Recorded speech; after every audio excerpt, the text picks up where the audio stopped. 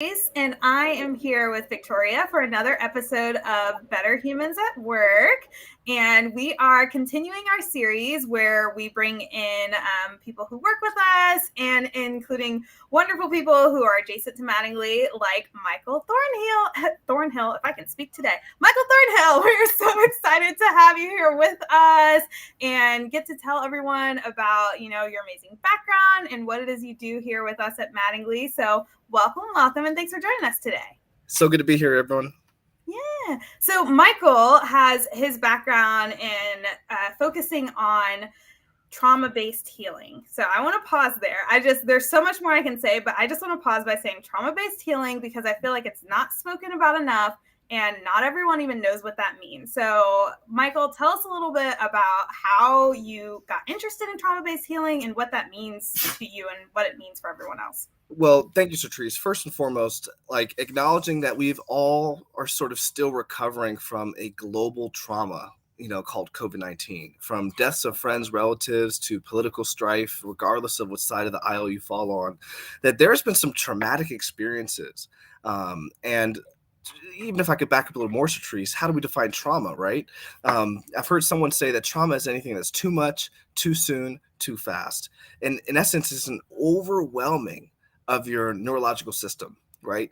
And so in essence, what happens to the body once cortisol stays and lives within it, and it's not good, as according to doctors. So no, I love that, focusing on the fact that trauma, it's something that impacts us physically, and I don't think everyone always thinks of that when they think of trauma. They're like, and by physically, that's like not just, I have a cut, a bruise, or something like that you can see, but it can also be mentally too, right? Yeah. And so, and what's really fascinating about the mental is there's this doctor named Peter Levine who, in one of his books, he says, has anyone ever wondered why animals in the wild, in the jungle, aren't always traumatized, right, by somebody trying to kill them, eat them, or kill their kids? And one of the reasons is because they do something called finishing the stress cycle. And so, in essence, you talk about mentally, right? It's something. Have you ever come back from work and you just kind of white knuckle all the stress of the day, right? Well, in essence, what that does is that actually traps the trauma and the stress of the day in your body, and it comes out in weird ways, whether it be stressing your kids, maybe you are not as effective in other meetings. That's because your body is keeping the score, as Dr. Vessel van der Kolk talks about. And so, in essence, if we don't engage the body, we can't be as engaging. So I learned about that closing the stress cycle, Michael, in this book, Burnout, because, Mattingly wouldn't exist if I didn't burn out at my last job, that's not a badge of honor by any means. And, in that whole idea of we're putting ourselves under this state of chronic stress and we're never, letting our bodies know that, hey, it's okay after all. We're just always just running from the tiger that's chasing us. And and I love how your work really gets at that somatic aspect of stress and of trauma and of what people experience, because we hold that, and when it's one blow after the next, we're just holding so much. And so can you share a little bit about the somatic work you do? And I know with some of our clients you've used somatic profiling as a strategy, and I just think it's just really a brilliant way to approach this work. Yeah, so I was with a client one time, and sort of, you ever walk into a room and you can cut the tension with a knife, right? You can see it by this, people won't sit at that table, but they sit at this table, right? And we were with a client and we did something called a somatic profile, where it's here's the temperature in the room. Here's what everyone is feeling, but never naming. Right? Here's what everyone is sensing, but not sort of identifying. And so I apologize, my son is playing next to me, but, working remotely. And so, but nonetheless, somatic. And I had someone say, Michael, do you mean semantic? And I'm like, no, somatic, right? That means the body, not your word or sentence structure or whatever semantics means. And so, but nonetheless, yeah, to answer your question a little more succinctly, there is an effect that happens not just on our body, but a collection of bodies. So in essence, what it's called collective trauma. And so what happens when there's a collective group of bodies that are all sort of stuck somewhere in the stress cycle and can't get out?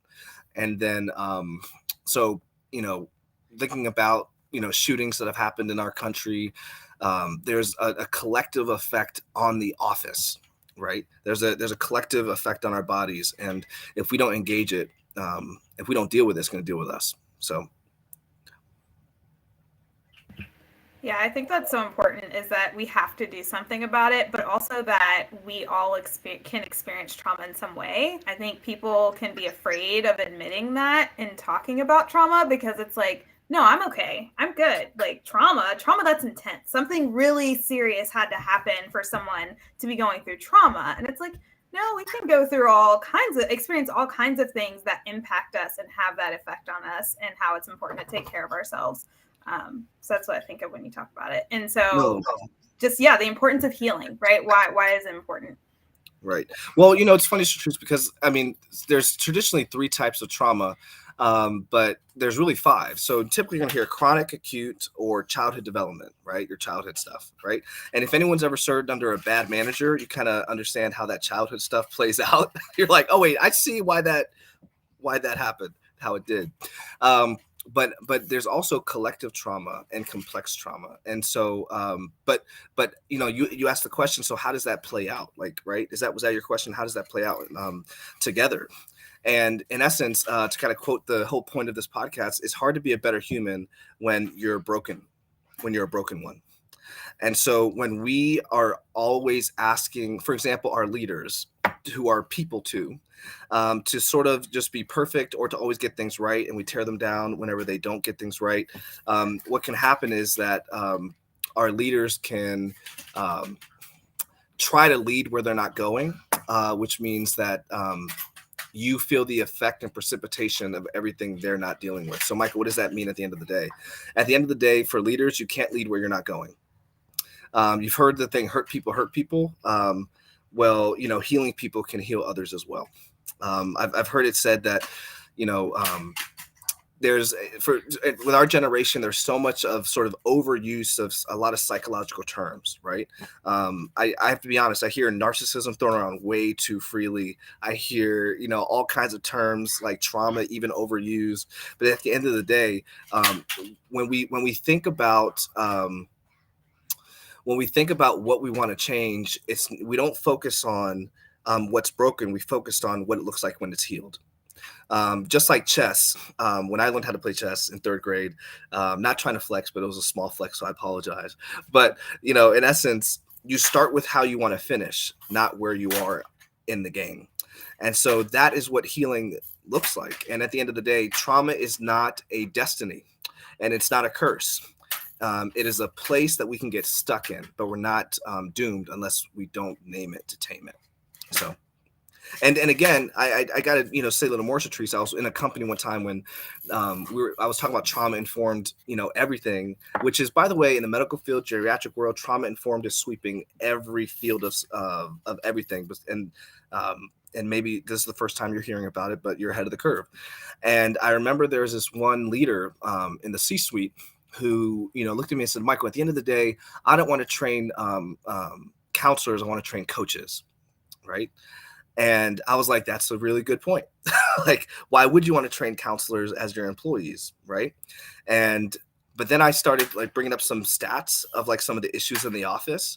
And I said, so how's not, engaging anything in the realm of, counseling, working for you? Within a year, the organization lost 30% of its staff. Within the year and a half following that conversation. And that was from the C-suite all the way down. And so I don't know about you, but that's actually really devastating to a company, because tons of not only intellectual property, but history and experience has walked out the door to another company and to your competitors.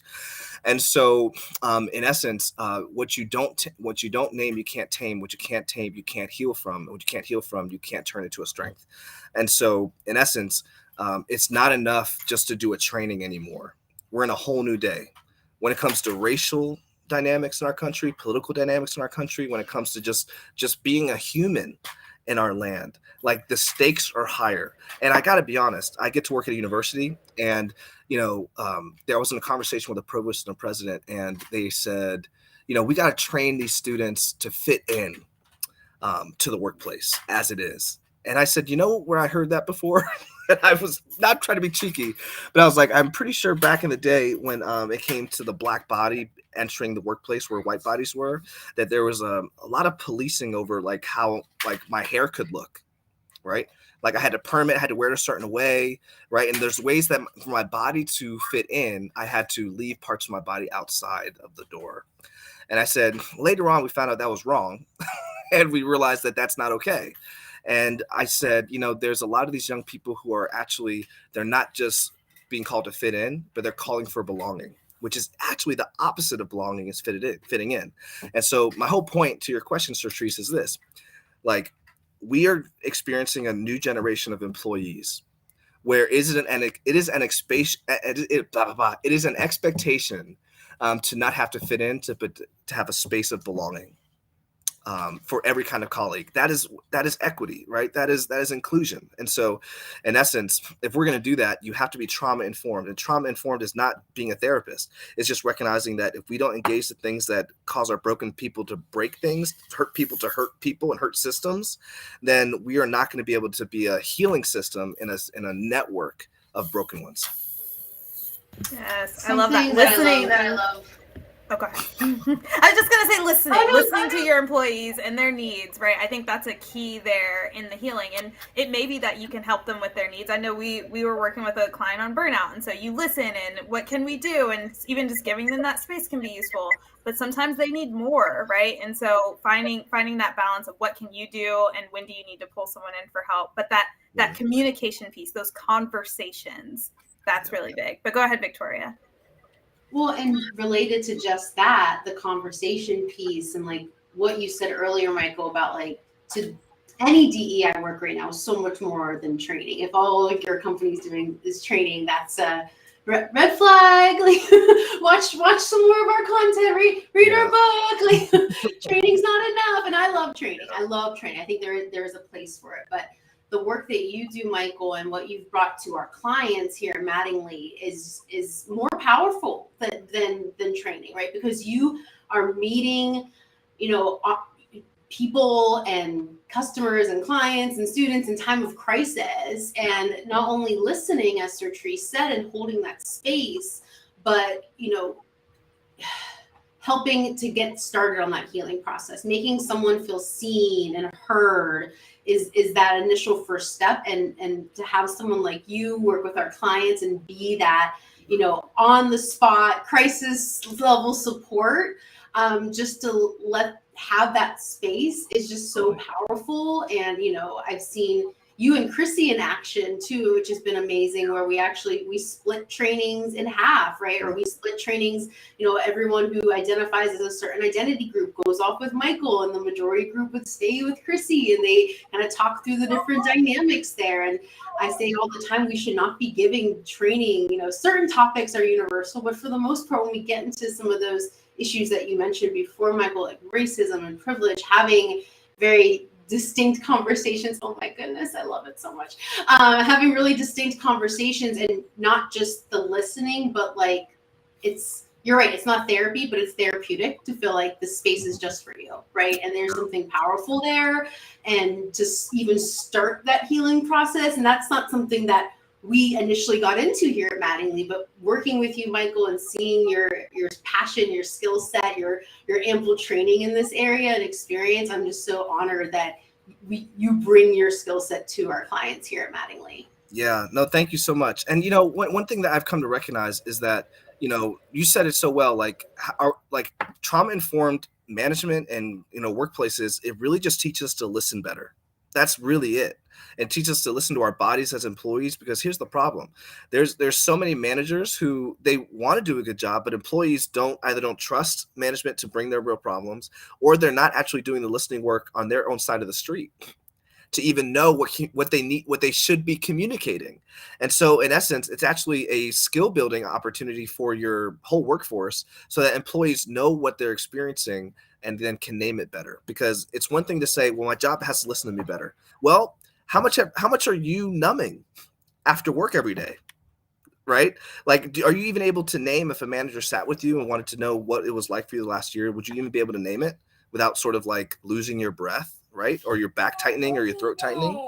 And so at the end of the day, it is about listening. And, working with our clients, Victoria, has been such an opportunity because everyone desires a safe place where they can belong.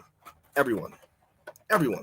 And in all honesty, trauma-informed work really gives us the tools to better listen to one another, because I don't have the answers.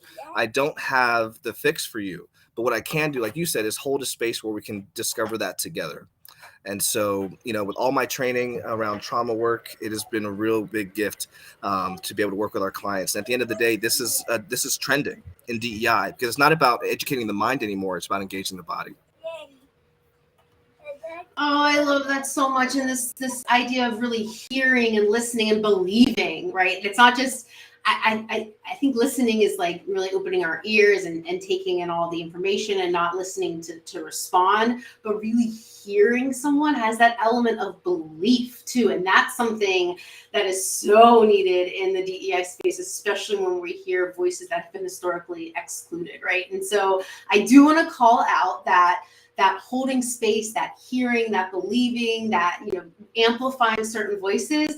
We have this amazing project that we've been delivering with clients that, really was inspired by a lot of the work that Michael does, and one of our key partners, Gigi Gilliard, does. And so Project Heal, and so it really is this very targeted approach to amplifying voices at organizations to create that space, but then also take those themes, take what people really want to be heard, and push that down through the executive level, the leader level, and the workforce levels, so people can really hear what's going on, and then most importantly, have some direction for what to do moving forward. Because as Michael said, we don't have the solutions, but we have the methodology to help you discover the solutions that already lie in your own people. So I had to call that out because Project Heal is amazing, and Michael was a big part of that inspiration. So just wanted to share that. And then so she said, I think you want to bring us home. Any final words from Michael? But we're just so grateful for you, Michael, for everything you do here at Mattingly, and especially for joining us here today.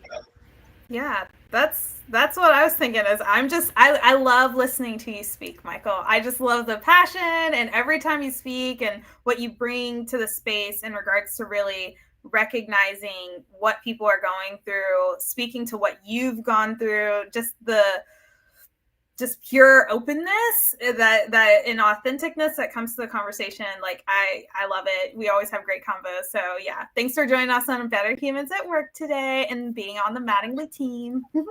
And the only thing I would add, Satrice, the biggest joy is working with you guys. You guys have helped me bring what I do to a bigger platform and to care for more people. And, the only last thing I would say, Satrice, and I think we've talked about this before as a team, is that when leadership and staff don't know what to do with the feeling in their gut on Sunday evening, when they think about going to work on Monday morning, that's when you want to check out Project Heal at Mattingly Solutions. And it's there that we're going to help build out your solutions together. So, and be better humans at work. Love it.